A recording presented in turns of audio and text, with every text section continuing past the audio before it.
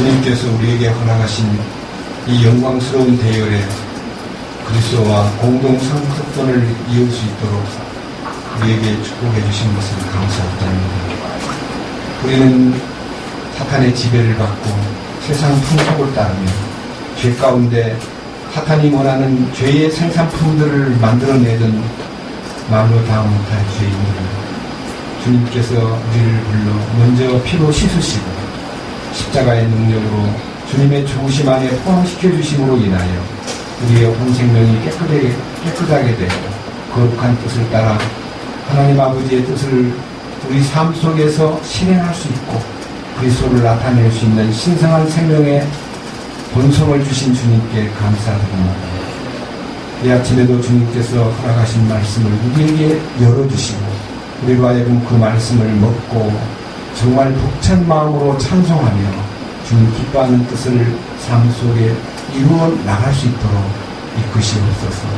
우리 가운데 본 생명이 정리되지 못하고 아직도 옛것에 붙잡혀 있는 사람들도 있습니다. 그 심령을 주께서 받아주시고 그를 깨끗게 해주심으로써 이 영광된 대열에 함께 한 몸이 되어 주님의 상속 유업을 이어갈 수 있는 사람으로서 훈련받고 참으로 그 거룩한 뜻을 이 땅에서 실현해 나갈 수 있는 사람들로 만들어 주시옵소서. 우리 주 예수 그리스도의 이름으로 기도드렸습니다.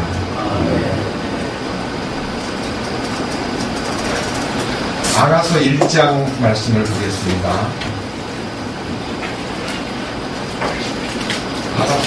아가서 1장입니다. 오늘은 16절 말씀과 17절 말씀 두 절을 읽겠습니다.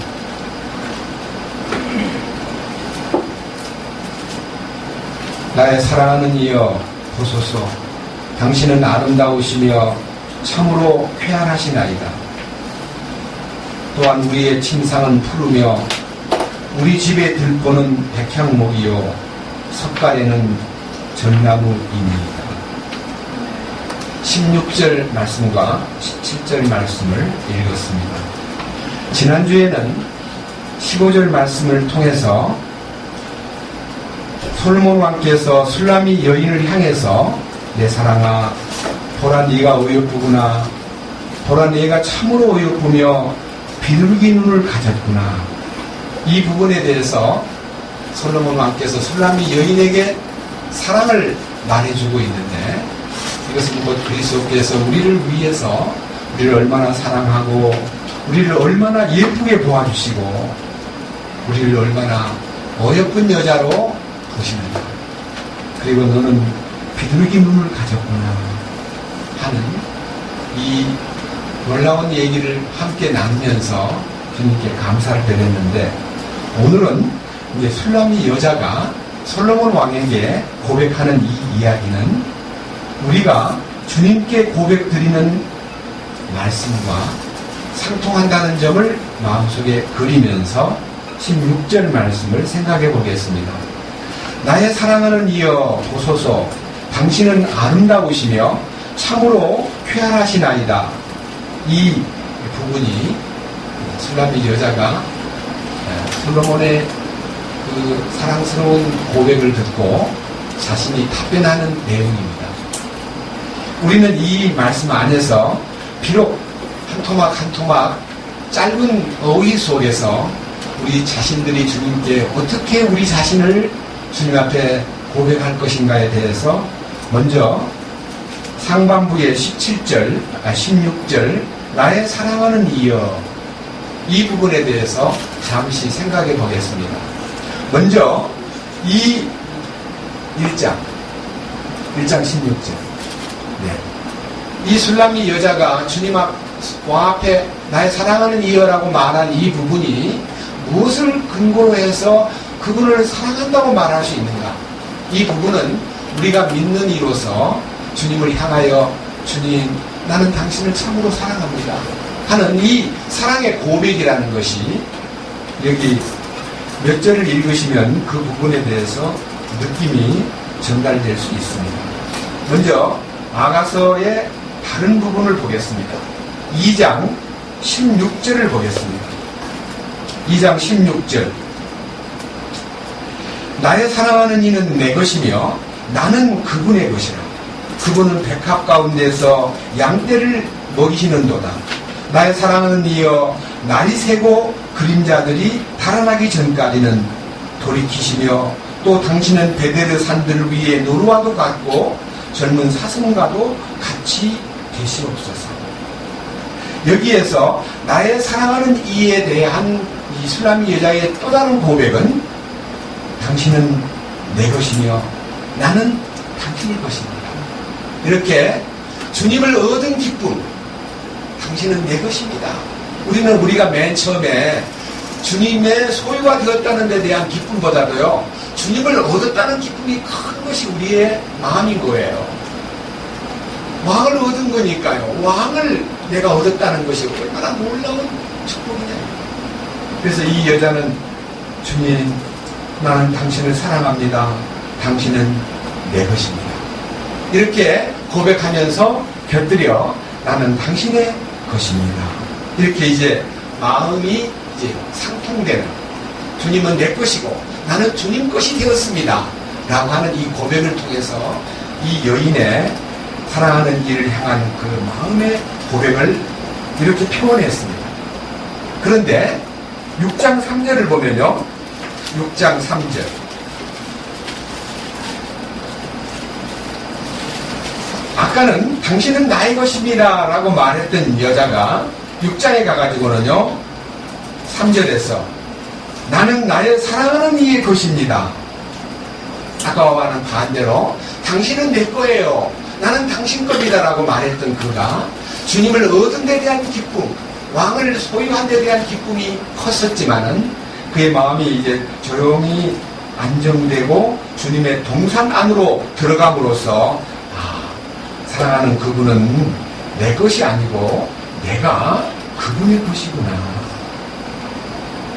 이 마음속에서 사랑하는 이가 나의 것이요라고 했던 것이 반대로 나는 당신의 것입니다. 먼저 고백한 다음에 뒤이어서 나는 사랑하는 이가 내 것임을 믿습니다. 이렇게 이제 말함으로써 그분과의 관계에 대한 소유에 대한 기쁨보다도요, 그분의 소유가 된 기쁨을 더 크게 여기는 마음이 일어나는 것입니다.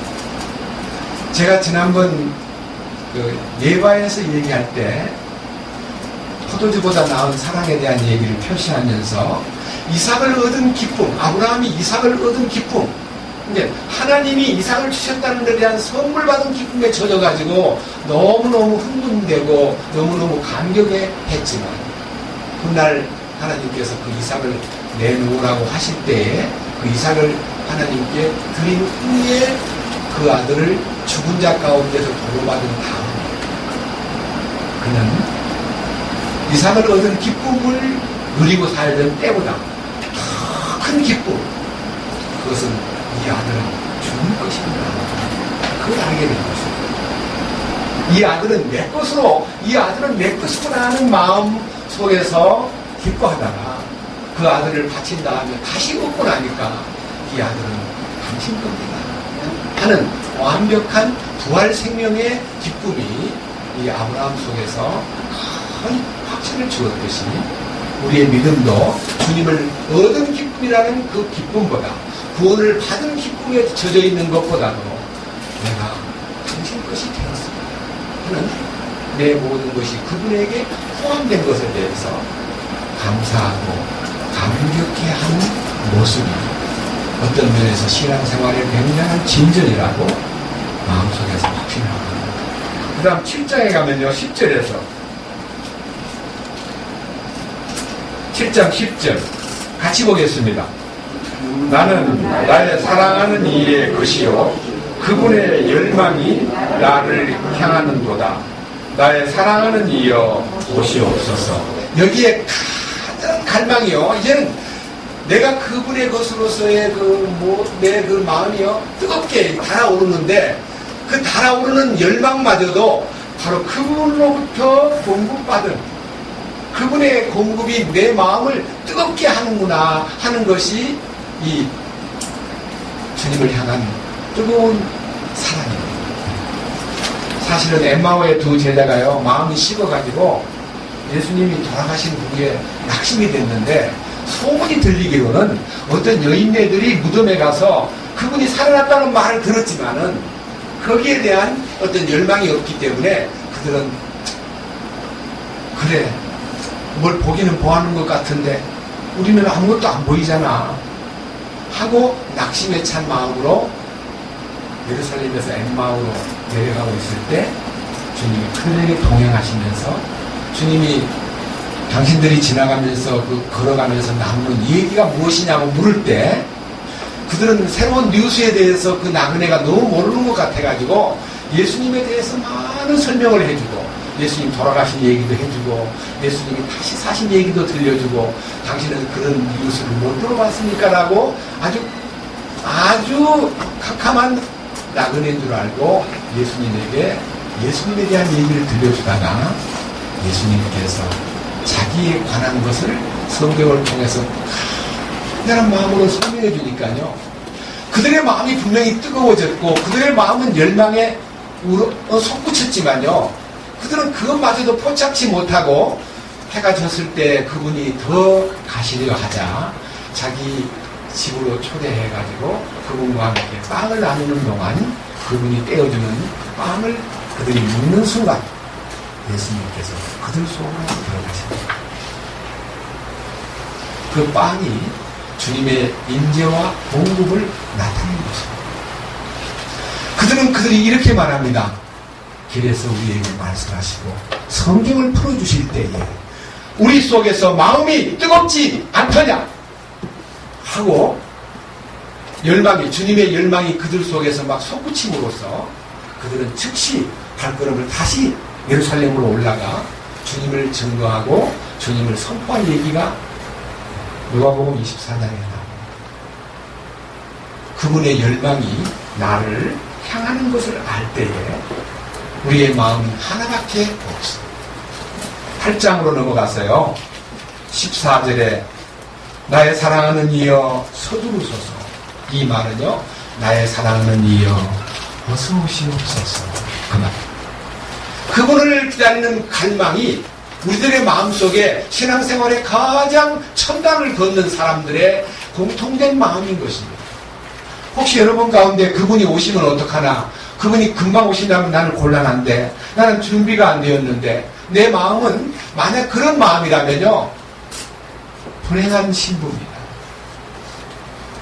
여러분 신랑이 돌아온다는 말을 얼마나 신랑을 기다리는 마음이 간절하면 서둘러 주세요. 빨리 오소서. 그런 마음이 있겠습니까? 이 술람이 마음이 바로 주님을 기다리는 신부의 마음인 것처럼 우리가 영광된 주님의 그 큰 축복을 받아서 나의 사랑하는 이여 어서 오시옵소서. 이 마음이 우리 삶 속에 계속 살아서 움직인다면 우리 삶이 견눈질을 하거나 세상을 향하거나 아니면 주님과의 관계에서 흐트러진 시선을 다른 데로 내보낼 수가 없다는 것을 우리가 스스로 인정할 것입니다. 오 주님이여 어서 오시옵소서. 이 마음이 우리 속에서 불타오를 때에 우리의 신앙생활은 너무나 뜨겁고 알차고 복되리라고 확신합니다. 근데 여기 1장 16절에 나의 사랑하는 이여 보소서 당신은 아름다우시며 참으로 쾌활하시나이다. 여러분 우리 주님이 나를 보고 너는 참 어여쁘구나. 네가 참 어여뻐서 내 마음을 빼앗았구나. 네 눈이 비둘기 눈과 같구나. 나의 비둘기 나의 정원자야 라고 불러주는 것만으로 우리는 만족하지 않고 주님 당신은 정말 아름답습니다. 당신은 참으로 쾌활하십니다. 제가 여기에서 이 성경을 읽으면서 제 마음속에 밀려오는 주님이 참으로 아름다우신 분으로 존경받기에 합당한 자이지만요. 주님이 이 세상 사람들에게 어떤 모습으로 나타났냐 하면요. 하나도 아름다운 모습이 없고 하나도 흠모할 만한 모양도 없고 그 누구도 그분을 보고 매력을 느끼거나 그분에게 매혹되거나 그분을 향해서 사랑하고 싶다는 마음이 전혀 없고 귀하게 여기는 마음이 전혀 없는 분이었다 하는 것이 성경의 예언이고 실제인 것입니다. 이사야 53장을 잠깐 보겠습니다. 이사야 53장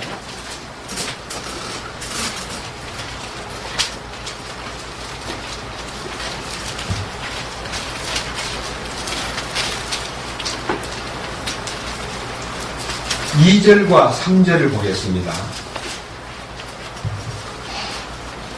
그가 그분 앞에서 연한 초목같이 마른 땅에서 나온 뿌리같이 자랄 터이니 그에게는 모양도 없고 우아함도 없으며 우리가 그를 볼 때 그를 흠모할 만한 아름다움이 없도다.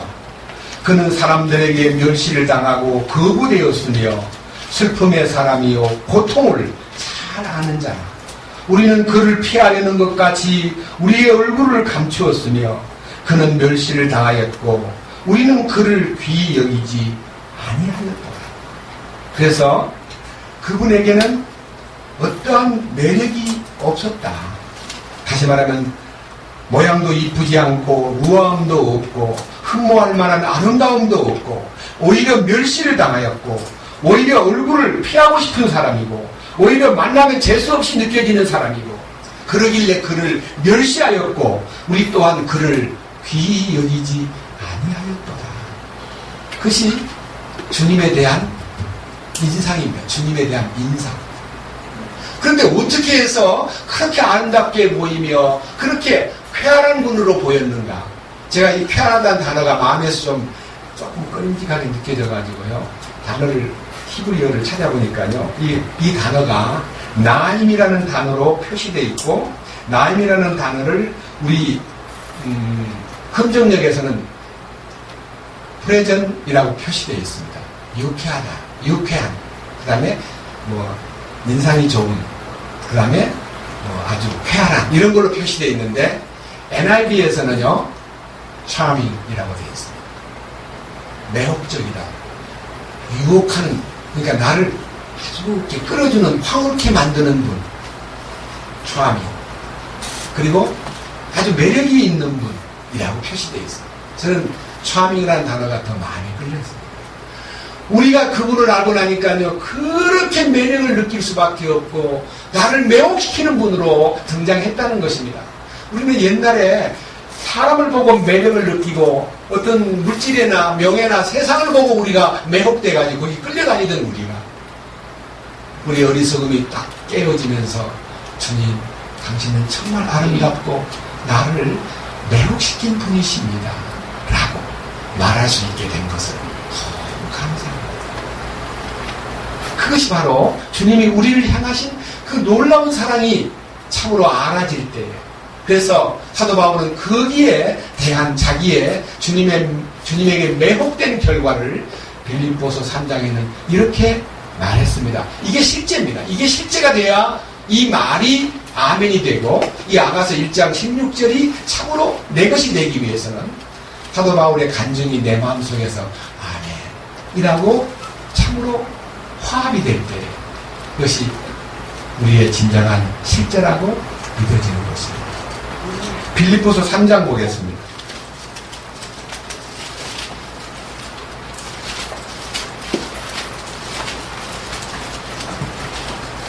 빌립보서 3장 7절입니다.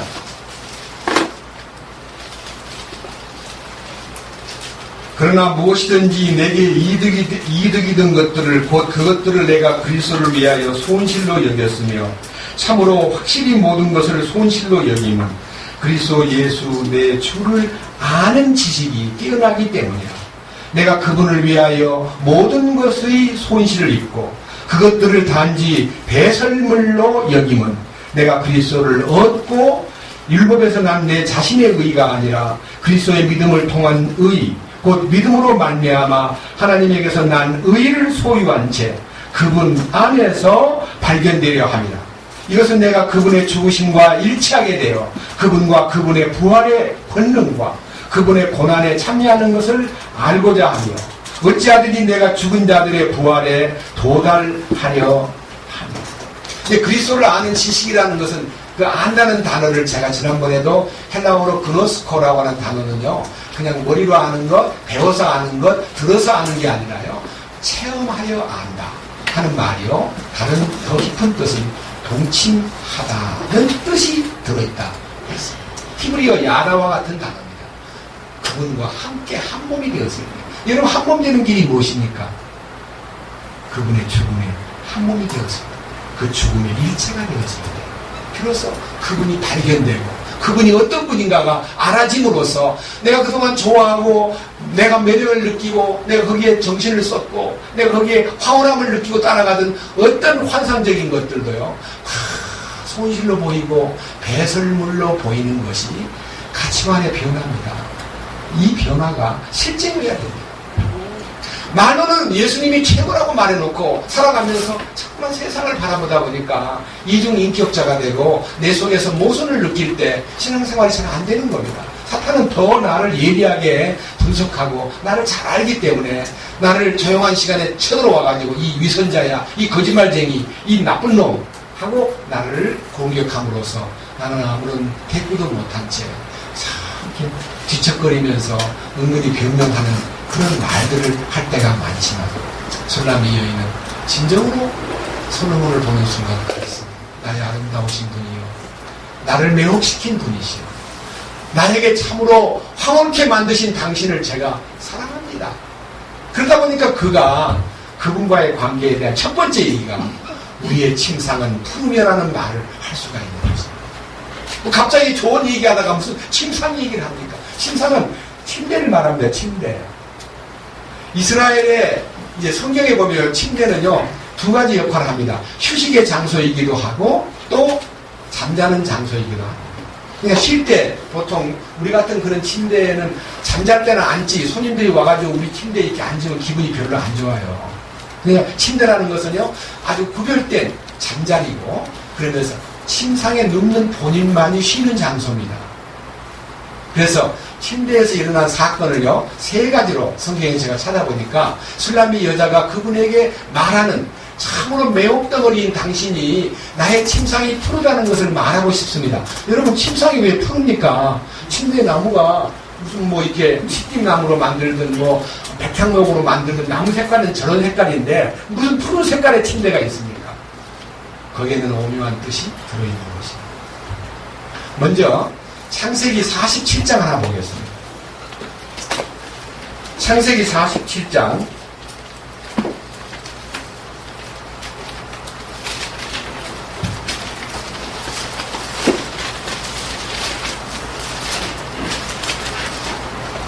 29절입니다. 이스라엘이 죽어야 할 때가 가까이 이르매 그가 자기 아들 요셉을 불러 그에게 이르되 이제 내가 네 눈앞에서 은혜를 입었거든 원하노니 네 손을 내 넓적다리 밑으로 넣어 친절하게 진실하게 나를 대접하라. 원하노니 나를 이집트에 묻지 말라. 오직 내가 내 조상들과 함께 누우리니 너는 나를 이집트에서 메우다가 그들의 묘지에 나를 묻어라. 하매 그가 이르되 내가 아버지께서 말씀하신 대로 행하리이다 하니라.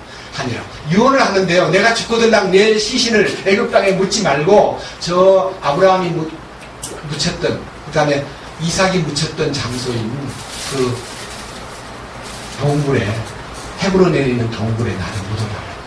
거기다 나를 장사 지내기를 부탁한다 하고 요셉한테 유언을 하니까 요셉이 아버지 명령대로 하겠습니다 하고 대답을 합니다.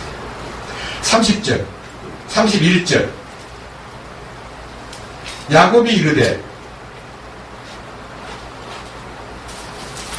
내게 맹세하라 하니 그가 그에게 맹세하매 이스라엘이 침상머리에서 머리를 숙이니라. 여기서 말하는 머리를 숙이니라는 말은요, 아들이 아버지 유언을 따라서 행동하겠습니다. 그러니까 뭐냐, 고맙다. 머리를 숙인 게 아니고요, 하나님께 경배하였어요. 이 머리 숙인다는 말은요, 하나님께 그 침상머리에서 경배를 드렸습니다. 다시 말하면요, 침상머리는 하나님에게 경배 드릴 수 있는 은밀한 장소라는 뜻입니다. 이 얘기에 대해서 많은 절수가 있지만요, 다른 거 보겠습니다. 이제는요, 시편 63편 보겠습니다. 시편 63편.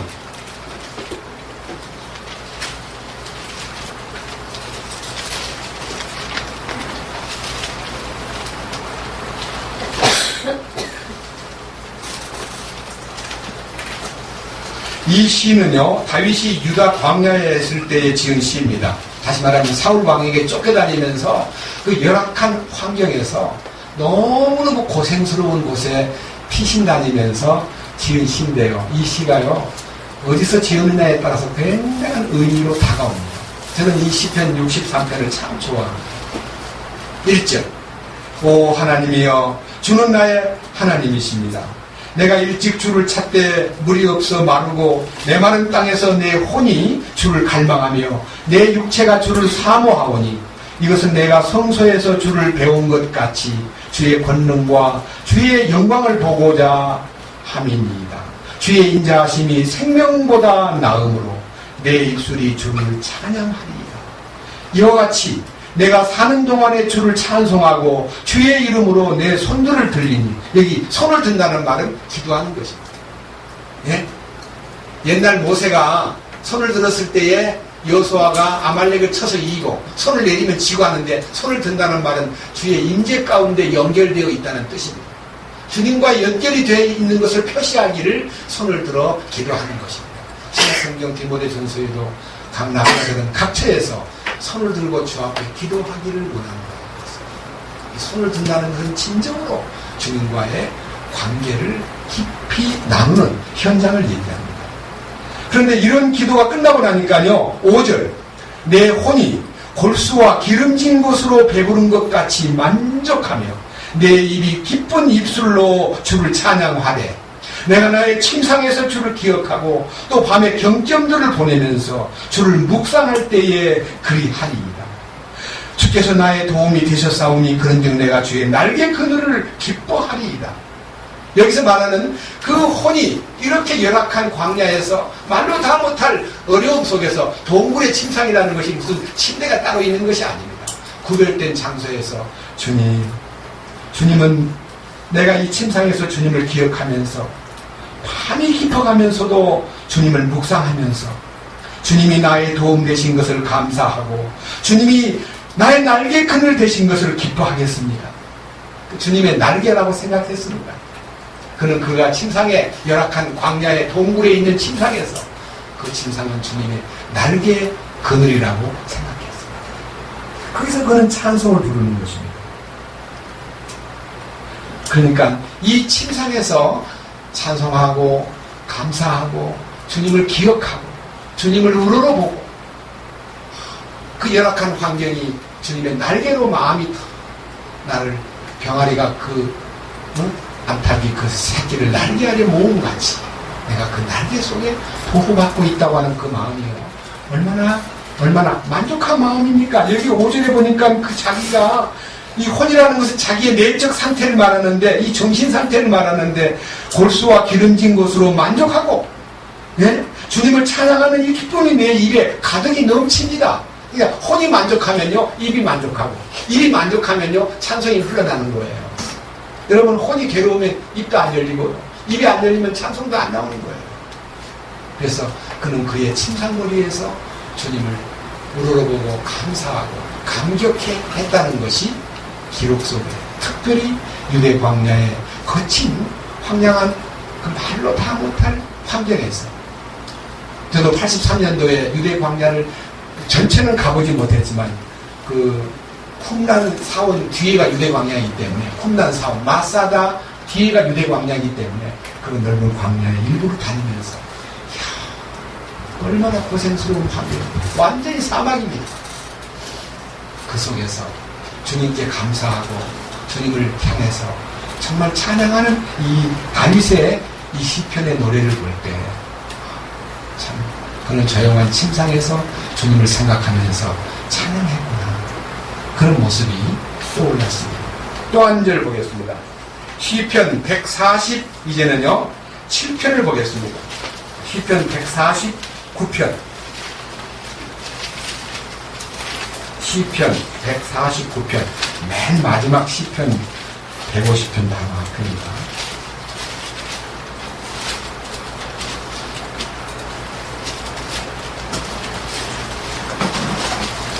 (5절입니다) 성도들은 영광 중에 기뻐하며 자기 침상에서 큰 소리로 노래할지어다. 누가요 침대에서 노래 부른다 그러면요 밤에 잠이나 자지 밤중에 노래를 불러 그러지만요 그는 그 침상에서 힘차게 노래를 불렀어요. 이 시편의 노래는요 6절 그들의 입에는 하나님을 높이 찬양함이 있고 그들의 손에는 양날 달린 검이 있으리니 이 양날 달린 뭐 침상에서 무슨 뭐 칼을 들고 있습니까? 양날 달린 예리한 검은요 히브리서 4장 12절에 있는 하나님의 말씀을 갖고 있다 그런 뜻입니다. 네? 하나님의 말씀은 어떤 양날 달린 검보다 예리해가지고 혼과 영과 관절과 골수를 찔러 쪼개 둘러 나누고 우리의 마음과 생각을 다 감찰하신다고 하셨습니다. 뿐만 아니라 우리 존재를 벌거벗은 것 같이 드러낸다고 하셨어요. 그래서요 찬송과 말씀이 겸비한 침상. 그래서 우리는요 솔직히 여러분들이 침상에 눕기 전에 주님 내가 꿈속에서라도 주님을 찬양할 수 있고 내 마음속에 주님을 생각하는 마음이 깊게 하여 주옵소서. 옛날에 어떤 임금님이 이렇게 얘기했다는 기록을 제가 본 적이 있습니다. 약간 좀 오래된 얘기지만요. 여러분 아주 현자 세 사람이 있었습니다. 그 똑똑한 사람이 세 사람이 있었는데 이 사람들에게 내가 장차 어떻게 되겠느냐 내게 주어진 운명이 어떻게 되겠느냐 하고 물으니까 하는 말이 왕이 오늘 밤 꿈을 꾸시면 왕의 운명이 알려질 겁니다. 무슨 꿈을 내가 꾸겠느냐 내가 밤에 무슨 꿈을 꾸겠느냐 하고 물어보니까 이 현자는요 1번의 현자는 왕은요 멋진 말을 타고 막 승리의 노래를 부르면서 성전가를 부르는 꿈을 꿀 것입니다 하고 이제 좋은 꿈을 꾼다고 얘기해 주었어요. 왕이 기쁘게 하려고. 둘째 현자는 하는 말이요 그 꿈보다 더 좋은 꿈은요 왕은 황금 보화를 쌓아놓고 막 거기서 기쁜 마음으로 파티하면서 맛있는 음식을 먹고 많은 궁전에 있는 모든 신하들과 함께 즐거워하는 파티 꿈을 꿀 것입니다. 이렇게 얘기했고요. 마지막 한 신하는 왕이요. 왕은 이날 밤에 꿈을 꾼 내용이 왕이 공격을 당해가지고 막 무서운 원수로부터 말로 다 못할 쫓김을 당하고 완전히 왕은 그 말에서 떨어져가지고 죽을 꿈을 꿉니다. 아주 엄청난 꿈을 꿀 것입니다. 왕은 패전하는 꿈을 꿀 것입니다 하고 이제 꿈 얘기를 세 사람이 해줬는데요. 왕이 그 꿈 얘기를 듣고요. 다른 꿈 얘기는 생각이 안 나고 그냥 그 망한다는 꿈, 발에서 떨어지고 막 뒷밟히고 고통받고 하는 꿈만 막 골치가 아파가지고 막 내가 그런 꿈을 꿔? 좋은 꿈 꾼다는 생각은 안 나고 나쁜 꿈을 꾸고 꿀 것만 생각하니까 막 계속 머릿속에서 떠나지 않고 있다가 잠이 들었는데 잠이 들자마자 그 나쁜 꿈을 꾼 거예요. 나중에 해몽가의 얘기는 그러합니다. 왕이 가장 관심을 가지면 그 꿈을 꿉니다. 그러니까 승리하는 꿈이라든지 뭐 부자 되는 꿈보다도요 망한다는 꿈이 막 마음을 지배해가지고 그 꿈을 온종일 묵상하니까 그날 밤 꿈이 꾸어진 거거든요. 여러분 이 말이 무슨 말입니까? 꿈은 생시의 관심이 꿈을 지배한다. 그런 거예요. 꿈이라는 것은 그냥 나타나는 게 아니고 자기 생각도 안 했던 꿈이 꾸어진다는 말은 약간 자기가 생각도 안 했는데 그런 꿈이 꾸어지지 그러지만요 사실은 생각을 가장 많이 하는 꿈은 우리 집 사람의 꿈은 1번 수양의 꿈. 수양의 꿈. 오늘 꿈이야. 어젯밤에도 수양의 꿈을 꿨어. 무슨 꿈? 수양에 많은 무리들이 모여들었는데 거기 당신도 있고 뭐 수양의 꿈을요 어떤 데 보면 일주일이 멀다 하면서 수양의 꿈을 꿔요. 그 수양에 대한 그리움이 큰가 봐요. 근데 얼마만큼 평소에 생각을 많이 하는 것이 꿈으로 나타나는 겁니다. 그렇다면 우리는 주님의 꿈을 꿔야 돼요. 네가 얼마만큼 주님을 꿈꾸고 주님을 사모하고 주님을 참으로 매혹적인 분으로 매력이 있는 분으로 우러러보느냐에 따라서 꿈이 그의 어떤 삶의 한 페이지를 스치고 지나가는 관념의 결과라는 것을 아셔야만 되는 것입니다. 여기 한번 보세요. 시편 149편 1절 너희는 주를 찬양하나 새 노래로 주께 노래하며 성도들의 회중 안에서 그분을 찬양할지어다. 이스라엘은 자기를 만드신 분을 기뻐하며 시온의 자녀들은 자기들의 왕을 기뻐할지어다. 그들은 춤추며 그분의 이름을 찬양하고 작은 북과 하프와 더불어 노래로 그분을 찬양할지어다. 주께서 자신의 백성을 즐거워하시나니 그분께서 온유한 자를 구원으로 아름답게 하시리로다. 성도들은 영광 중에서 기뻐하며 자기 침상에서 큰 소리로 노래할지어다. 그들의 입에는 하나님을 높이 찬양함이 있고 그들의 손에는 양날 달린 검이 있으리니 이것은 이그도들에게 원수 갚는 일을 집행하고 백성들에게 형벌을 주며 그들의 왕들을 사슬로 그들의 고귀한 자들을 쇠족새로 묶고 기록된 심판을 그들에게 집행하려 함이로다. 이런 종기가 그분의 모든 성도에게 있도다. 너희는 주를 찬양하라. 여기 6절 이하의 하반절에는 무슨 말이 있는 거 아니요? 성도가 세상을 재판한다는 것입니다.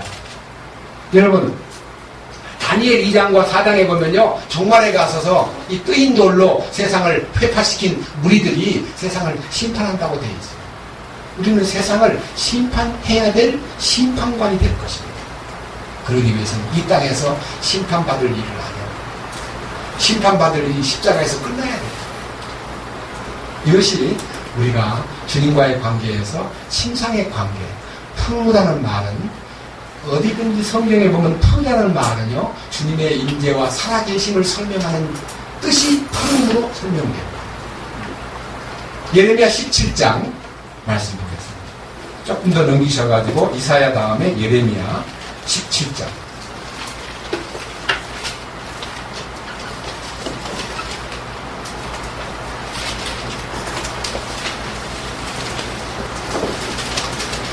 (7절입니다) 예레미야 17장 7절. 주를 신뢰하며 주를 소망으로 삼는 사람은 복이 있나니 그는 물가에 심은 나무 곧 뿌리를 강가에 뻗은 나무 같아서 더위가 오는 때를 보지 아니하며 잎이 푸르고 가무는 해에도 걱정이 없으며 열매 맺는 일을 그치지 아니하리라. 참으로 주님을 신뢰하고 주님께 소망을 삼는 사람은 항상 푸르름을 유지하고 가뭄에도 걱정이 없고 열매 맺는 일을 그치지 아니하리라. 이것은 내적인 문제입니다. 단순하게 외부적인 문제가 아닙니다. 왜냐하면 여기 5절부터 6절 사이에는 주님을 신뢰하지 않고 육신을 신뢰하거나 사람을 의지할 때에 어떤 상태가 되느냐 하면 5절 주가 이같이 말하노라. 사람을 신뢰하며 육체를 자기 무기로 삼고 마음이 주로부터 떠난 사람은 저주를 받으리라. 그는 사막의 희스나무 같아서 좋은 일이 오는 때에 그것을 보지 못하며 다만 광야와 소금 땅과 사람이 거주하지 않는 메마른 곳이 되리라. 저는 제가 1983년도에 사해바다 근방에 가봤습니다. 사해가 소금바다입니다. 사해 소금은요, 바닷물의 10배가 넘는 짠기가 있습니다. 약 25%. 소금이 그냥 소금물이 꿀물 같아요. 그런데 그 소금물이 많은 데가 왜 소금이 나는가 했더니 그 옆에가 다 소금산입니다. 네, 소금산이. 그러니까 요단강에서 내려와가지고 거기 모인 사해바다에 길이가 85km입니다. 남북이. 폭이 18km입니다. 거기에 물이 고여가지고 소금을 계속 녹여요. 여기 뭐라 그랬습니까? 사람을 의지하고 육체를 신뢰하고 마음이 하나님께 떠난 사람은 마치 소금 땅과 같고 광야와 같고 메마른 땅과 같으리라. 그러나 주를 신뢰하며 주를 소망으로 삼는 사람은 물가에 심은 나무가 그 뿌리를 강변에 뻗치고 더위가 올 때도 잎이 푸르고 가무는 해에도 걱정이 없고 열매 맺는 일이 그치지 아니함 같으리라. 이 말은 시편 제1편에 복 있는 사람은 시냇가에 심은 나무가 그 시절조차 열매를 맺으며 그 잎사귀가 마르지 아니함 같으니 그 행사가 다 형통하리라. 이 푸르름이 시편 23편에 답이 있습니다. 그가 나를 푸른 초장으로 쉴만한 물가로 인도하시고 자기 이름을 위하여 의의 길로 인도하시고 원수가 아무리 공격하고 아무리 어둠이 깔린다 할지라도 내가 사망의 음침한 골짜기로 다닐지라도 해를 두려워하지 않는다. 주께서 나와 함께 계시니라. 주의 지팡이와 막대기가 나를 안위하시리라. 술람의 여자가 말하는 우리의 침상은 푸르다는 말은 나의 침상이 푸르다가 아닙니다. 솔로몬과 그와의 관계에서의 침상이기 때문에 그분과 함께 누리는 안식과 그분과 함께 누리는 그 쉼이라는 것이 항상 푸르름이 있다는 말은 주님이 공급한 생기가 있고 주님이 공급한 싱싱함이 있고 주님이 공급한 놀라운 여기서 말하는 푸르다는 말의 의미는 살아있다는 뜻입니다. 그래서 우리가 우리의 신앙생활에서 그의 푸르름이 주는 의미만 아니라요. 아가서 1장 17절에요. 이렇게 기록되어 있습니다. 우리 집에 들보는 백향목이요 석가래는 전나무니이다. 여기 백향목과 전나무로 만든 집을 내세우는데 제가 이제 이 성경에서 이 백향목과 전나무가 어디에 쓰여진 나무였느냐 하는 것은요. 원산지는 레바논입니다. 원산지. 이 백향목과 전나무가 원산지가 레바논이에요. 열왕기상 5장을 보겠습니다. 열왕기상 5장. 앞으로 넘기셔가지고 사무엘 상하 다음에 열왕기상입니다. 5장.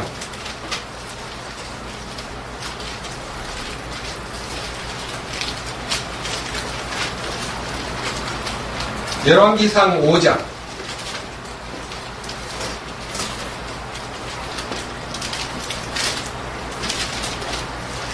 (8절과) (10절) 보겠습니다. 8절에서 열왕기상 5장 8절. 히람이 솔로몬에게 사람을 보내어 이르되 당신이 내게 사람을 보내어 구한 것들을 내가 깊이 생각하였고 백향목 제목과 전나무 제목에 관하여 당신의 모든 소원을 행하리이다. 내 종들이 레바논에서부터 바다로 그것들을 가지고 가겠고 내가 그것들을 바다를 통해 뗏목으로 당신이 내게 지정하는 곳으로 보내며 거기서 그것들을 부리리니 당신은 그것들을 받으시고 내 소원을 이루어 내 집안을 위해 양식을 주소서 하고 히람이 이처럼 솔로몬의 모든 소원대로 백향목과 전나무를 그에게 주매. 그러니까 백향목과 전나무는요, 저 이스라엘 북쪽에 있는 레바논이라는 아주 엄청나게 나무가 빽빽한, 지금도 많지는 않지만요, 백향목, 전나무가 세계에서 가장 좋은 백향목과 전나무는 레바논산이라는 것입니다. 뗏목을 이제 나무를 잘라가지고 뗏목을 이용해가지고 이 남쪽, 흔히 말하는 이스라엘 땅으로 보내는데, 자, 그 나무를 갖다가 무엇을 했을까요? 6장 9절.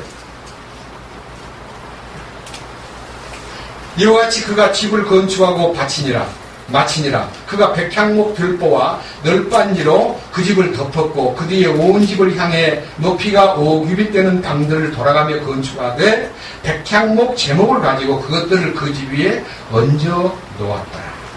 그러니까 여기요, 백향목과 전나무는 솔로몬이 성전을 지을 때 성전 공사를 전부 백향목과 전나무로 배치를 했습니다. 그리고 13년 동안 자기 궁전을 지을 때도 백향목과 전나무로 집을 지었습니다. 여러분, 백향목과 전나무로 집을 짓고, 그 다음 마지막 보니까요, 이런 말씀이 기록되어 있습니다. 6장 22절입니다. 6장 22절.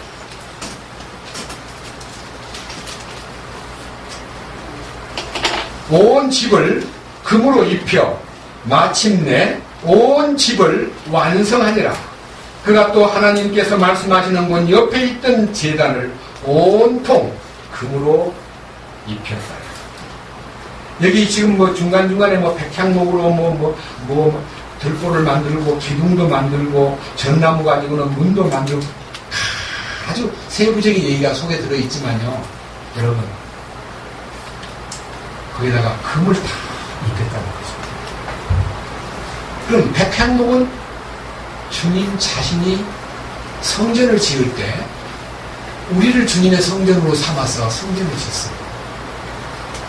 근데 우리가 주님의 소재물이 되는 거죠. 우리가 주님의 사용 건축 자재가 되는 거죠.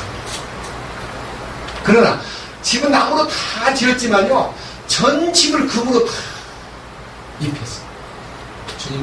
금은 주님의 신성한 생명을 말합니다. 그래서 우리가 주님과 연합되는 것을 백향목과 정금과의 결합을 말합니다. 그런데 사실 우리는 아주 형편없는, 정말 우리 존재가요, 말로 다 못할 트럭기나 이 광야에서 성소를 만드는 나무는요, 백향목으로 만들지 않고 사막의 아카시아로 만들었습니다. 그것이 우리의 인성입니다. 근데 거기다가 주님의 신성을 더해줌으로써 주님의 축복이 우리가 눈으로 볼 때는 나무로 보이지 않고 금으로 보이는 겁니다.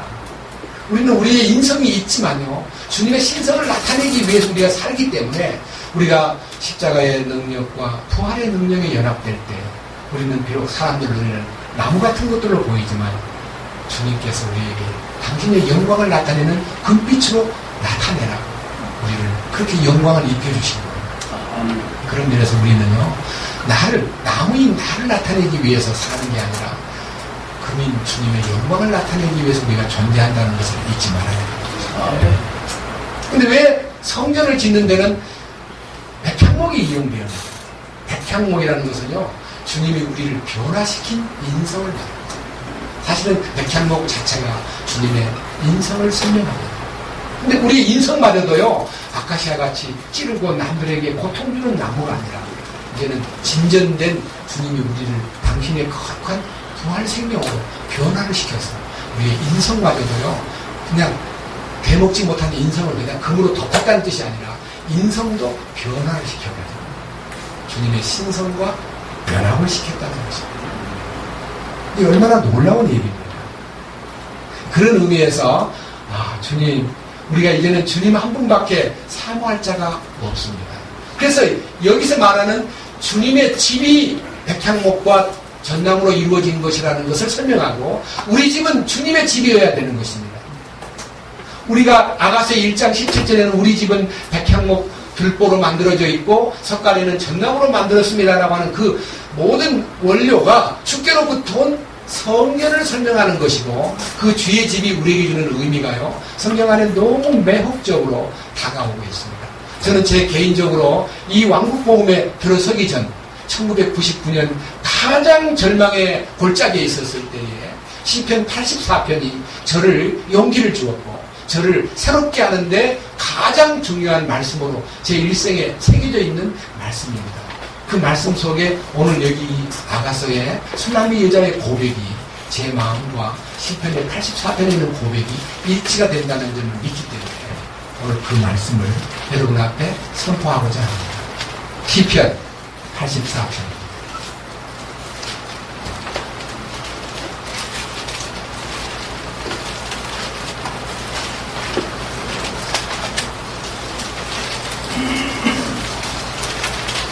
시편 84편 1절. 오 만군의 주여, 주의 장막들이 어찌 그리 사랑스러운지요. 주의 장막이라는 것은요, 주님이 계시는 집을 설명하는 겁니다. 주님 계신 곳이 어찌 그리 사랑스러운지. 2절. 내 혼이 주의 뜰을 사모하여 참으로 쇠약하게 되었사오니 내 마음과 육체가 살아계시는 하나님을 구하며 부르짖나이다. 주님, 제발 저를 주님의 뜰 앞으로라도 좀 인도해 주세요. 그렇습니다. 여러분, 주님의 뜰에 선다는 것은요, 마치 에스더가 아수에로 왕에게 자기의 소원을 말하기 위해서 왕궁의 뜰에 선 것과 같은 것입니다. 만약 주님의 허락도 없이 왕궁의 뜰에 섰다가 왕이 노 하면 그 사형 선고를 받습니다. 그러나 왕께서 금호를 내밀라면 그는 왕의 방으로 들어갈 수가 있습니다. 그래서 그는 에스더가 죽으면 죽으리다 하고 왕의 뜰에 섰을 때에 왕께서 금호를 내밀림으로써 왕궁의 초대를 받아가지고 그대의 소원이 무엇이뇨? 나라의 절반이라도 주겠노라 라고 말했을 때 주여, 왕이시여, 제가 내일 파티를 열겠습니다. 왕께서 오실 때에 꼭 하만 장군을 대동해서 제 파티에 참석해 주시면 제가 그때 가서 제 소원을 말씀드리겠습니다. 그래가지고 이제 왕을 모시고 하만도 모시고, 하만은 막 기고만장해가지고, 야, 왕마저도 나를 알아주는구나. 이 나라에서 나는 2인자구나. 내가 2인자로서 내가 할 일이 많겠구나. 이런 이제 교만해서 하늘 높은 줄 모르고 자기 마음이 솟구쳐 올라갔다가 두 번째 파티에 또 초대를 받아가지고, 왕이여, 내일 한 번만 더 오시면 제가 그때 가서 제 소원을 말씀 올리겠습니다. 그래서 예서가 그 두 분들을 모시다 놓고, 왕이여, 제 생명을 주십시오. 제 생명이 사형 선고를 받았습니다. 아니, 누가 당신을 사형 선고를 내린 거야? 왕이시여, 저 원수 하만입니다. 아니, 하만을 보고 너 어떻게 해서 우리 왕후를 죽이려고? 너가 어떻게? 왜? 이 에스더는 왕궁에 들어갈 때 자기 민족을 구하지 아니하였으므로 왕이 자기 아내가 유대인인 것을 몰랐습니다. 근데 왕은 유대인들이 아주 벌레 같은 놈들이고 이 나라에 해가 되기 때문에 제거하는 것이 좋겠다는 건의를 받고 하만이 자기의 사비를 들여가지고 유대인들을 전몰시키는데 아주 사인을 해줬는데, 알고 보니까 이놈이 내 왕을 죽이려고 그랬구나. 왕이 너무 기가 막혀가지고 잠깐 바깥으로 나가가지고 깊은 생각을 하고 있는 도중에 하만이 의지할 데가 없으니까 그냥 왕후를 붙잡고 너무 빌다 보니까 왕후를 아주 굉장히 강하게 붙잡았던 것 같아요. 그러니까 왕이 딱 들어오자마자 이놈이 네 왕궁에서 내 왕후까지 겁탈하려고 대드는구나 하고, 왕이 볼 때 너무너무 무례한 하만을 보고는 그를 처리할 방도를 찾을 때 한 신하가 말하기를 모르개를 잡아 죽이려고 자기 집 앞에다가 엄청난 장대를 세워놨답니다. 그 장대에다가 그 하만을 달라 그랬습니다. 이것이 바로 왕의 뜰에서 은총을 입은 에스더의 일입니다. 주님, 제발 저를 주의 뜰에라도 서게 해주십시오. 그러면 좋겠습니다 하는 그 마음이 시편 기자의 마음이면서도요, 저는 제가 그때 너무너무 간절한 마음으로 그 갈망이 있었기 때문에 응답을 받았습니다. 여기 시편 84편 3절에 오 만군의 주 나의 왕 나의 하나님이여, 참으로 참새도 집을 찾았고 제비도 제 새끼를 둘 보금자리 곧 주의 제단들을 스스로 찾았나이다. 주의 집에 거하는 자들은 복이 있나이다. 그들이 언제나 주를 찬양하리. 그러니까 여기서 말하고 있는 참새나 제비 새끼도 자기가 거처할 보금자리를 주의 제단 앞에 두었다는 말은요, 광야에서 이동을 많이 하는데요, 그 중에서 가장 다른 집들은 다 텐트를 치지만요, 하나님의 거룩한 성소를 지을 때는요 상당히 나무들을 많이 배치하고 견고하게 짓고 말뚝을 세웠기 때문에 제비가 거기 와서 머물러요. 그래서 사람들의 시선에 가장 잘 뜨이는 입구에다가 제비가 집을 지어놨습니다. 여러분, 우리가 제비들이 뒷집에 뒷마당에 집을 짓지 않고 입구에 집을 짓는 이유도 사람들에게 보호를 요청하는, 다시 말하면 보호 본능에 의해서 나를 지켜주십시오. 뱀이 나를, 우리 집을 해칠 수도 있고 우리 알을 몰아갈 수도 있고 우리 새끼를 잡아먹을 수도 있는데 사람들 눈에 뜨이면 뱀을 좀 쫓아주세요라고 사람들의 시선 앞에다가 집을 짓듯이 나도 나의 집을 당신의 집에다가 당신의 시선이 미치는 곳에다가 두고 싶습니다. 당신의 시선 안에 살고 싶습니다. 이것이 우리의 갈망이요, 우리의 기도가 되는 것입니다. 저는 그 부분에 대해서 눈을 떴습니다. 4절 주의 집에 거하는 자들은 복이 있나이다. 언제나 그들은 주를 찬양하리이다. 주 안에서 힘을 얻은 자는 복이 있나니 그의 마음 안에 그들의 길이 있나이다. 이 두 가지가 있는데요, 하나는 주님 안에서 힘을 얻는 거하고 하나는 그 마음 속에 길이 열리는 겁니다. 그 마음 안에 길이 열리는데 그 길이 무슨 길이냐, 7절에 보면요, 그들은 더욱더 힘있게 나가 그들이 각 사람이 시온에서 하나님 앞에 나타나리이다. 여기서 말할 때 이 시온이 그의 영광스러운 거룩한 길이고 영광스러운 하이웨이입니다. 우리 마음속에서 거칠고 이 황막한 광야 같은 이 마음속에 주님의 길이 딱 열렸을 때요, 주께 힘을 얻고 그 마음에 시온의 대로가 열린 사람은 복이 있다는 것입니다.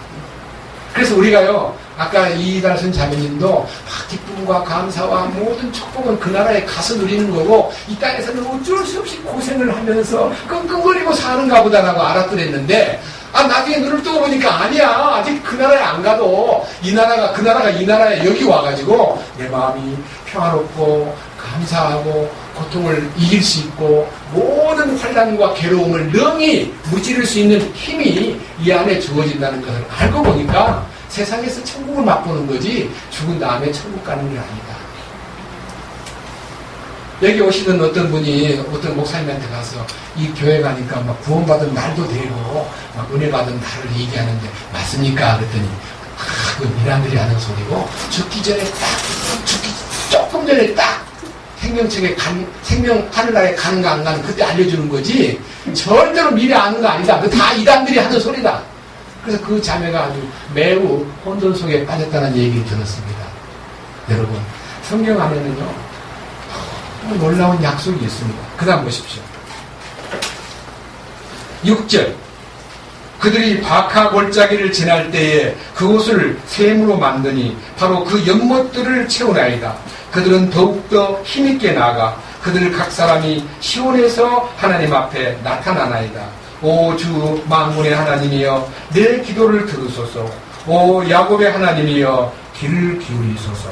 보소서. 오 우리의 방패이신 하나님이여 주께서 기름 부으신 자의 얼굴을 보옵소서. 주의 뜰에서의 한날이 첫날보다 나으니이다.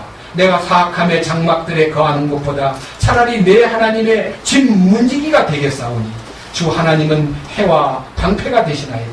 주께서 은혜와 영광을 주시며 곧바르게 걷는 자들에게 좋은 것을 아끼지 아니하시리이다. 오 만군의 주여 주를 신뢰하는 자는 복이 있나이다. 이 말씀은 이 땅에서 이 바카의 골짜기라는 것은, 바카라는 말은 눈물이라는 뜻입니다. 우리는 이 땅에 사는 동안에 말로 다 못할 사망의 음침한 골짜기, 아골 골짜기 같은 해골 골짜기를 통과해야만 됩니다. 그러나 비록 내가 눈물의 골짜기를 통과하고 나면 거기가 샘이 발견되고 그 속에 주님의 놀라운 공급을 느끼는데 그 샘이 보혈의 샘이요, 기쁨의 샘이요, 치료의 샘이요, 영광의 샘이요. 그 샘을 발견하고 거기서 목을 축이고 주님의 은혜를 마음껏 마시는 것이 이 신앙생활의 특권이요 축복의 내용들인 것입니다. 근데 저는요 시편 기자의 그 기록 가운데서 가장 이 시편 84편과 유사한, 이 84편은 고라의 아들들이 지은 시지만요, 나중에 이제 시간 나면요 고라의 아들들이 얼마나 불행한 눈물을 통과한 아들들인가. 고라가 모세와 다론을 거역하고 데모하다가요 다 죽었습니다. 근데 고라의 아들들은 그날 안 죽었습니다.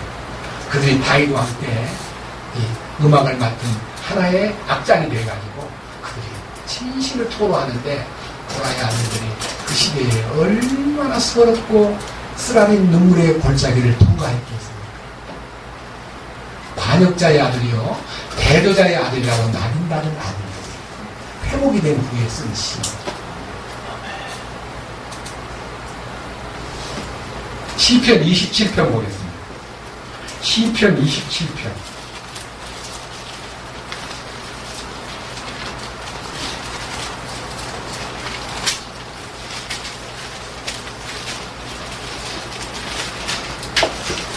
이것은 다윗이 쓴 시입니다. 1절. 주는 나의 빛이요 나의 구원이시니 내가 누구를 두려워하리요. 주는 내 생명의 힘이시니 내가 누구를 무서워하리요. 사악한 자들 곧 나의 원수들 나의 대적들이 내 살을 먹으려고 내게로 왔다가 걸려서 넘어졌더라. 군대가 나를 대적하여 진을 칠지라도 내 마음이 두려워하지 아니하며 전쟁이 나를 대적하여 일어날지라도 내가 이것을 확신하리보다. 내가 주께 한 가지 바라던 한 가지 일, 바로 그것을 구하리니 그것은 곧 내가 평생토록 주의 집에 거하여 주의 아름다움을 바라보며 그분의 성전에서 여쭙는 것이다. 자, 다윗은 지금 굉장히 고통 속에서 쫓겨다니는 이 시도요, 사울 왕한테 쫓겨다니면서 쓴 시입니다. 편안하게 왕궁에 있을 때 지은 시가 아닙니다. 너무 고통스럽게 말로 다 못할, 사울 왕은 간간히 다윗을 체포하려고요, 뭐 특공대 한 10명 데리고 다윗을 찾는 게 아니라 3,000명을 거느리고요, 다윗을 샅샅이 성경에 말하면 벼룩 잡듯이라는 벼룩, 이 벼룩 한 마리를 잡으려고 이렇게 많은 군대를 몰고 왔나이까? 라고 다윗이 물었습니다. 그렇게 철저하게 우리 한국 용어로는 이 잡는 것처럼, 나이 어린 사람은 이 잡는 건 뭔지 모르지만 나이 든 사람은 정말 이 잡는 거예요. 어릴 때 샅샅이 디뎌야 되거든요. 아주 구멍 속에 숨어 있으니까. 그런데 다윗이 이렇게 말합니다. 4절, 내가 주께 바라던 것 한 가지 일, 바로 그것을 구하겠습니다. 주님, 나에게 한 가지 소원이 있습니다. 그거를 주님 구하겠으니 들어주시옵소서. 이 기도가 한 가지라고 했는데요, 여기는 3가지로 구분되어 있습니다. 첫째, 그것은 내가 평생토록 주의 집에 거하여, 주의 집에 머물고 싶습니다. 주님 계신 곳에 같이 살고 싶습니다. 주님, 나는 주님의 집에 머물고 싶습니다. 두 번째, 주의 아름다움을 바라보고 싶습니다. 아가서 1장 16절에 술라미 여자가 오 나의 사랑하는 이여 보소서 당신은 너무너무 아름다우며 매력적인 분이십니다. 라고 고백했던 것처럼 주님, 나는 당신의 아름다움을 바라보며 살게 해주십시오. 사람들은 하나님을 아름다운 분으로 보지 않습니다. 사람들은 하나님을 어떻게 보느냐 하는 것은요, 기록된 성경 속에 무수히 많습니다.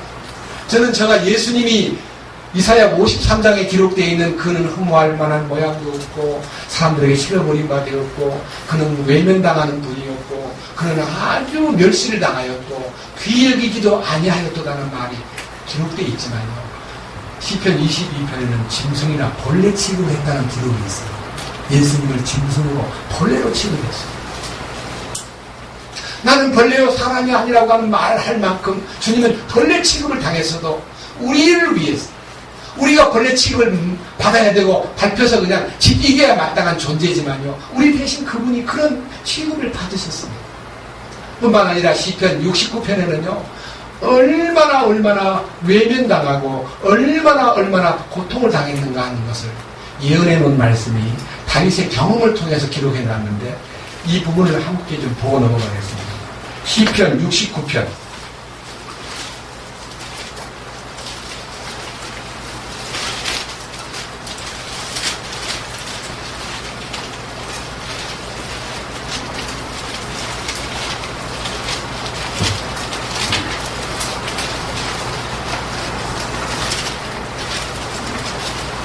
7절부터 12절까지 보겠습니다. 7절, 내가 주를 위하여 치욕을 짊어졌으므로 수치가 나의 얼굴을 덮었나이다. 우리 주님은 죄도 없이요 치욕을 당하고 수치를 당했습니다. 내가 내 형제들에게 낯선 자가 되고 내 어머니의 자녀들에게는 외인이 되었사오니. 예수님은 처음에 역사를 시작할 때 예수님의 어머니뿐 아니라 동생들마저도 예수님을 미친 사람으로 취급했어요. 그래서 예수님 입에서요, 누가 내 사랑하는 어머니며 내 형제냐 자매냐, 참으로 나와 함께하는 자 하나님 아버지를 참으로 공경하는 그들이 나의 형제요 자매요 모친이다. 모친이 찾는다 해도 안 나갔습니다. 왜? 그들이 주님을 외인 취급을 하고 주님이 미치광이 취급을 했기 때문입니다.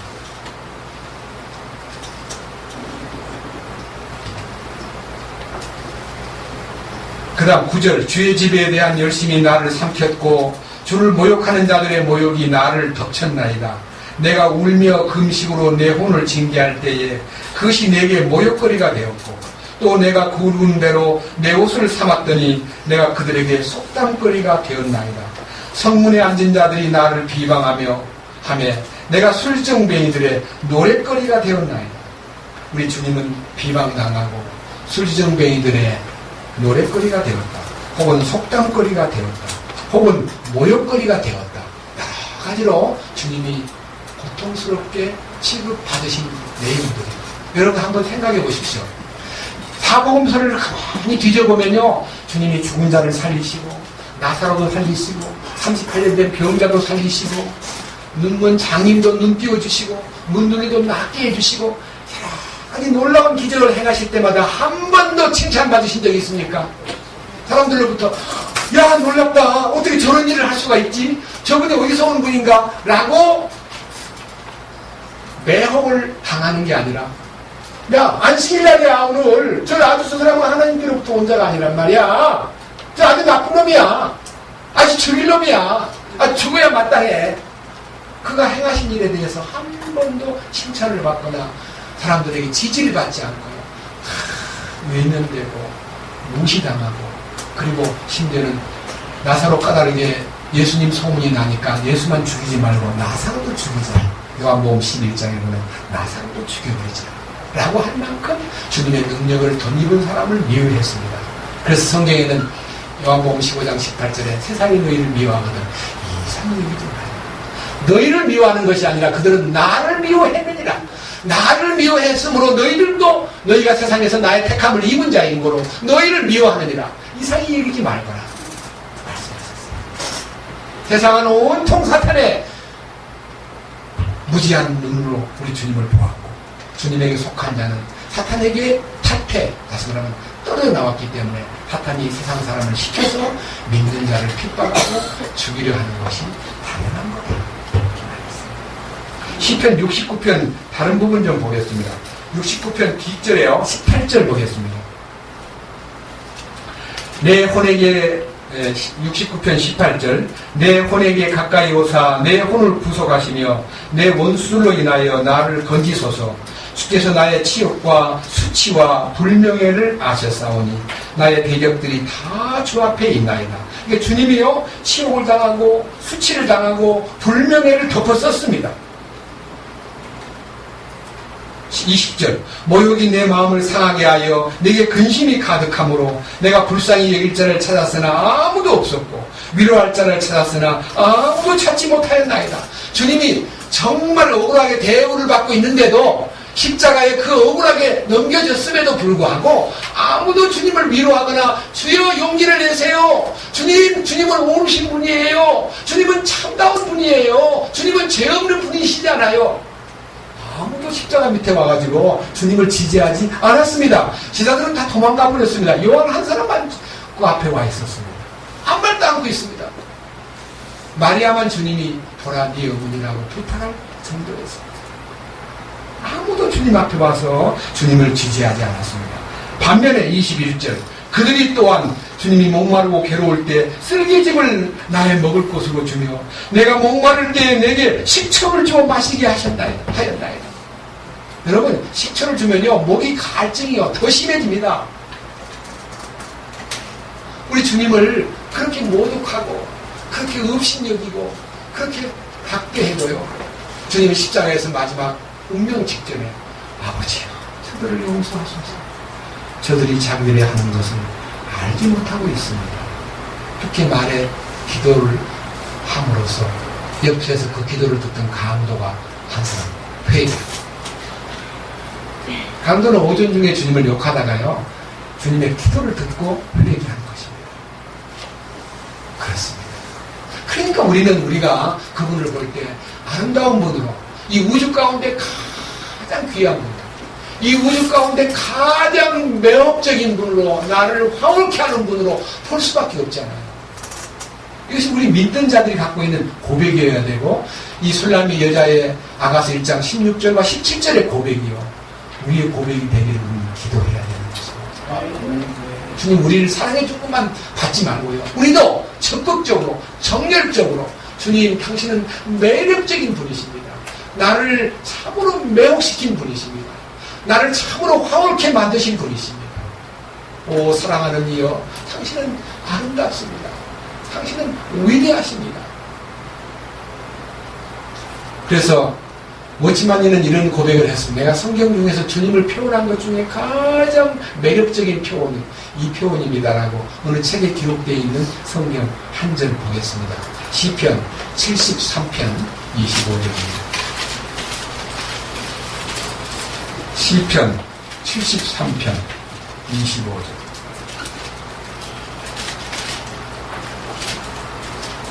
같이 보겠습니다. 25절. 하늘에서는 주 외에 누가 내게 있나이까? 땅에서는 주 외에 내가 사모할 자가 아무도 없나이다. 네, 진정으로 주님 한 분만 사모하는 마음이 이 시편 기자의 표현이었다면 주여 나도 이 표현처럼 하늘에서는 주 외에 누가 내게 있을 것입니까? 땅에서는 주밖에는 내게 사모할 자가 아무도 없나이다 라고 고백해놓고 그 다음에 26절에서 내 육체와 내 마음이 쇠약하오나 하나님은 내 마음의 힘이시요 영원토록 내 몫입니다. 영원토록 내 차지입니다. 영원토록 당신은 내 것입니다 라고 하는 이 고백이 우리 안에서 있어야 되고요. 반대로 27절 보소서 주를 멀리하는 자들은 망하리니 주를 떠나 음행의 길을 간 모든 자들은 주께서 멸하셨나이다. 그렇습니다. 우리가 가장 나쁜 죄가 뭐냐? 주님을 등지고 다른 사람을 사랑하는 것입니다. 여러분 야고보서 4장 4절에 가늠하는 여자들이여 세상과 덧된 것이 하나님과 원수임을 알지 못합니다. 누구든지 세상과 덫이 되고자 하는 자는 스스로 하나님과 원수가 되는 것입니다. 우리가 예수님을 사랑한다고 말하면서 그를 향한 순결과 정절에서 떠나 다른 여자를 쳐다보거나 다른 데 눈을 돌렸을 때 그는 가늠하는 자요. 그는 멸망의 대열에 들어가 버리는 것입니다. 그 말은 지옥으로 간다. 그 말은 아닙니다. 예수 믿는 사람이 예수님을 등지고 다른 길로 갔을 때 지옥은 보내지 않습니다. 그러나 놀랍게도 천년왕국의 상속유업에 동참할 수 있는 길을 끊어버림으로써 그는 천년 동안 바깥 어둠에 쫓겨나서 그 대가를 치러야 되는 것입니다. 그러니까 우리가 십자가 앞에 나가면 단번에 변화가 오고 단번에 나 자신을 씻을 수 있지만요, 나 자신을 씻기를 거절하고 십자가의 능력 앞에 들어가지 않으면 천년이 걸려야 자기를 벗을 수가 있다는 것입니다. 여러분 결혼생활 오래 하신 분, 저도 42년이 됐습니다. 서로의 인간성 중에 단점이 보입니다. 그럼 서로를 향해서 고쳐. 당신 좀 고쳐. 당신이 그것 좀 고치라고 42년이 되는데 하나도 안 고쳐졌습니다. 그러니까 저는 고치란 말 안 하고, 저 사람도 저보고 고치란 말 안 하고. 왜? 안 되니까. 근데 어떻게 인정해야 돼요. 고치라 하지 말고 내가 적응해야 돼요. 그러나 주님도 고치기가 싫으니까요. 왜? 어떤 형제가 얘기했습니다. 고치만이 전기에도 나옵니다. 고장난 시계를 고치면 고칠 때는 딱딱딱 가다가 집에 오면 또 고장납니다. 또 고치러 갑니다. 또 고장납니다. 언제까지 고장난 시계를 고치려느냐. 시계를 바꿔버려라. 그렇습니다. 여러분 고장난 내 인생을 고치려 노력하는 사람은 비참한 사람. 나 고칠 거 없습니다. 우리 주님은 땡쟁이도 아닙니다. 우리 주님은 에센터의 주인도 아닙니다. 나를 끝내버리고 주님 것을 받으면 돼요. 아멘. 이것이 우리가 추구하는 주님과의 관계입니다. 이거 얼마나 놀라운 기적입니까? 이 기적을 소유한 사람이 마음속에서요 우러나오는 기쁨이 뭐냐? 주님, 나는 주님밖에 나의 사모할 자가 없습니다. 당신이 최고입니다. 당신뿐입니다. 라고 말할 수 있고 그분을 향해서 우리는 기쁨으로 나아갈 수밖에 없는 것입니다. 이 술람의 여인의 고백이 나의 고백이 되고 나의 고백이 승화하여 주님과의 관계에서 참으로 나는 당신뿐입니다. 나의 사모할 자는 당신 외에는 아무도 없습니다. 라고 고백하면서 우리 남은 일생을 살아가는 여러분 모두가 되기를 주님의 이름으로 축원합니다. 주님 감사합니다. 오늘은 아가서에 나타나 있는 술람미 여인의 고백, 나가서 1장 16절, 17절 말씀. 나의 사랑하는 당신이여, 당신은 너무나 아름답습니다. 당신은 매력덩어리입니다. 우리 집은, 우리의 침상은 푸르고, 우리 집은 들보가 백향목이며 전나무로 석가래를 만들었습니다. 우리 주님의 집에 거하면서 주님과 일체가 되고 주님을 향하는 그 사모하는 마음이 크게 달아요.